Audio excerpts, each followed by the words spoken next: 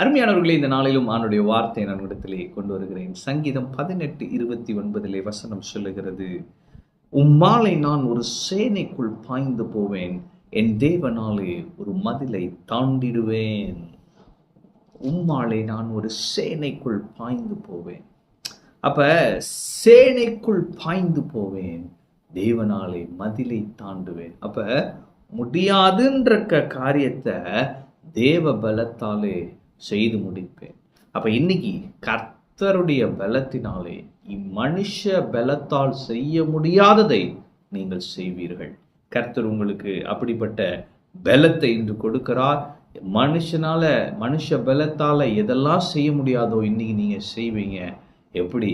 என்னை பலப்படுத்துகிற கிறிஸ்து இயேசுவினாலே எல்லாவற்றையும் செய்ய எனக்கு பலன் உண்டு. ஆமென்.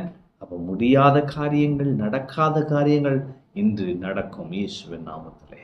இதுல 32, 33, 34 பாருங்களேன், என்ன போட்டிருக்கு? என்னை பலத்தால் இடைகட்டி என் வழியை செவ்வைப்படுத்துகிறவர் தேவனே.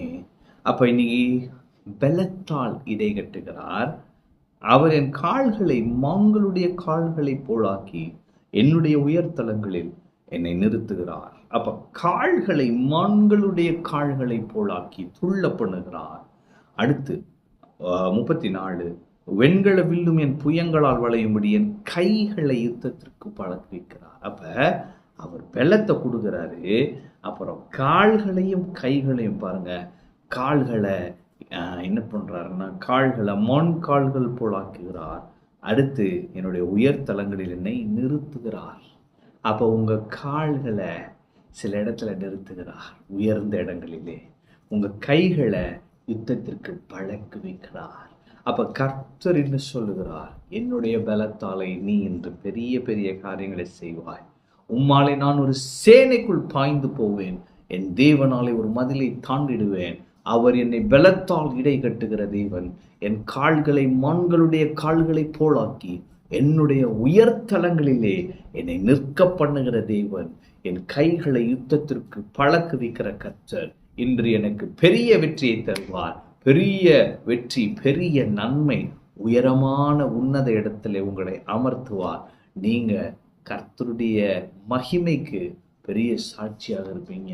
கர்த்தர் என் கைகளை யுத்தத்திற்கு பழக்குவித்தார்னு சொல்லுவீங்க.